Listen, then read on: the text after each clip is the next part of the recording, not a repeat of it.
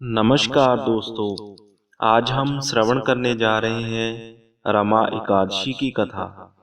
धर्मराज युधिष्ठिर कहने लगे कि हे भगवान, कार्तिक कृष्ण एकादशी का क्या नाम है, इसकी विधि क्या है, इसके करने से क्या फल मिलता है, सो आप विस्तार पूर्वक बताइए। भगवान श्री कृष्ण बोले कि कार्तिक कृष्ण पक्ष की एकादशी का नाम रमा है।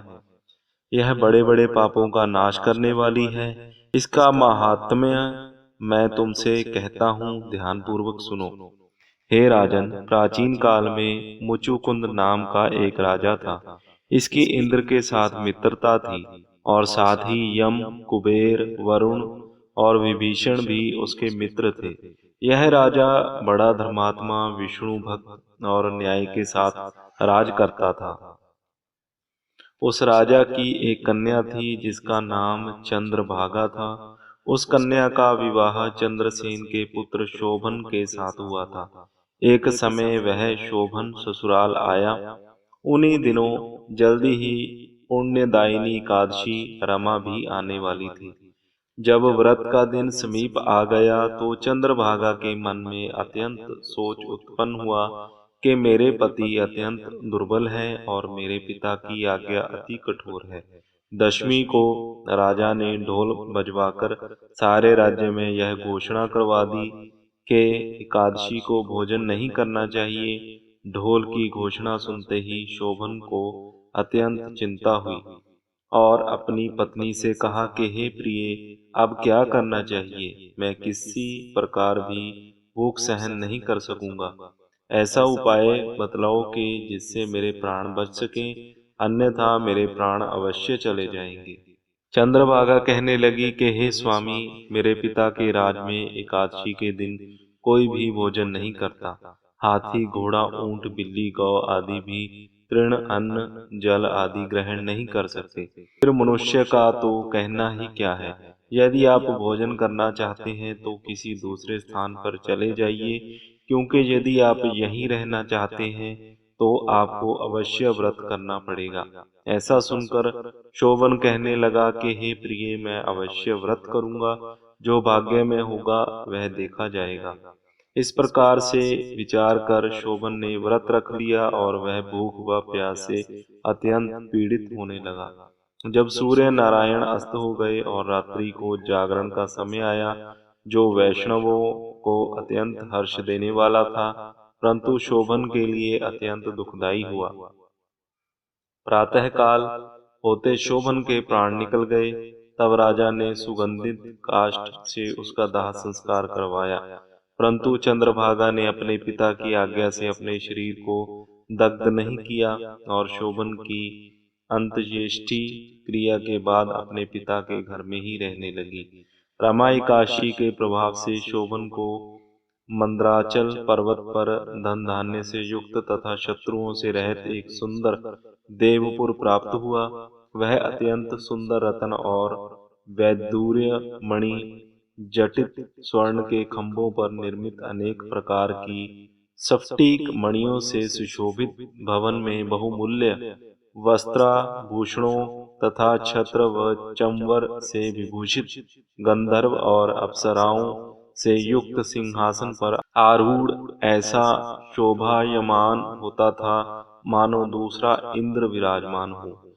एक समय मुचुकुंद नगर में रहने वाले एक सोम शर्मा नामक ब्राह्मण तीर्थ यात्रा करता हुआ घूमता घूमता उधर जा निकला और उसने शोभन को पहचान कर कि यह तो राजा का जमाई शोभन है, उसके निकट गया। शोभन भी उसे पहचान कर अपने आसन से उठकर उसके पास आया और प्रणामादि करके कुशल प्रश्न किया। ब्राह्मण ने कहा कि राजा मुचुकुंद और आपकी पत्नी कुशल से हैं, नगर में भी सब प्रकार से कुशल हैं, परंतु हे राजन, हमें आश्चर्य हो रहा है। आप अपना वृतांत कहिए कि ऐसा सुंदर नगर जो ना कभी देखा ना सुना, आपको कैसे प्राप्त हुआ।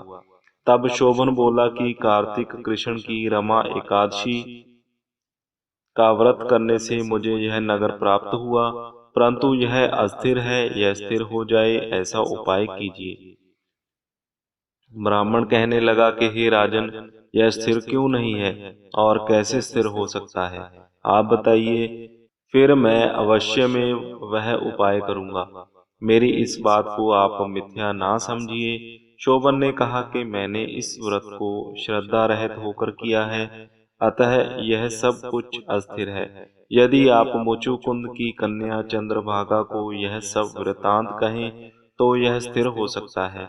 ऐसा सुनकर उस श्रेष्ठ ब्राह्मण ने अपने नगर लौटकर चंद्रभागा से सब वृतांत कह सुनाया। ब्राह्मण के वचन सुनकर चंद्रभागा बड़ी प्रसन्नता से ब्राह्मण से कहने लगी कि हे ब्राह्मण, ये सब बातें आपने प्रत्यक्ष देखी हैं या स्वप्न की बातें कर रहे हैं। ब्राह्मण कहने लगा कि हे पुत्री, मैंने महावन में तुम्हारे पति को प्रत्यक्ष देखा है, साथ ही किसी से विजय ना हो ऐसा देवताओं के नगर के समान उनका नगर भी देखा है। उन्होंने यह भी कहा कि यह स्थिर नहीं है, जिस प्रकार वह स्थिर रह सके सो उपाय करना चाहिए।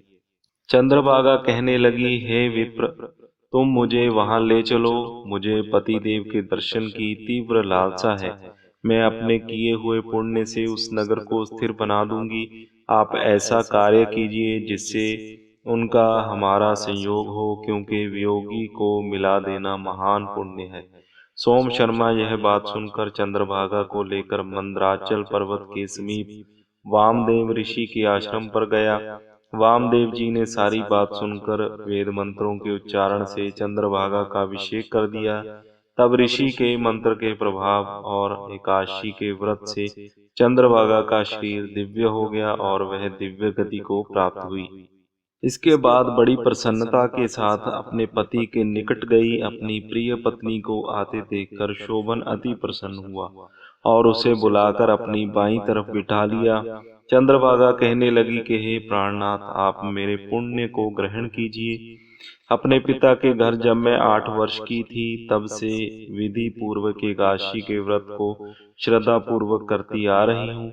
इस पुण्य के प्रताप से आपका यह नगर स्थिर हो जाएगा तथा समस्त कर्मों से युक्त होकर प्रलय के अंत तक रहेगा। इस प्रकार चंद्रभागा ने दिव्य आभूषणों और वस्त्रों से सुसज्जित होकर अपने पति के साथ आनंद पूर्वक रहने लगी। हे राजन, यह मैंने रमाई का महात्म्य कहा है। जो मनुष्य इस व्रत को करते हैं उनके ब्रह्म इत्यादि समस्त पाप नष्ट हो जाते हैं। कृष्ण पक्ष और शुक्ल पक्ष दोनों की एकादशियां समान हैं, इनमें कोई भेदभाव नहीं है, दोनों समान फल देती हैं। जो मनुष्य इस महात्म्य को पढ़ते अथवा सुनते हैं वे समस्त पापों से छूटकर विष्णु लोक को प्राप्त होता है। तो दोस्तों, यह थी आज की रमा एकादशी की व्रत कथा। अगर आपको ये वीडियो अच्छी लगी हो तो इसे लाइक और शेयर जरूर करें। अगर आप हमारे चैनल पे नए आए हैं तो चैनल को जरूर सब्सक्राइब करें।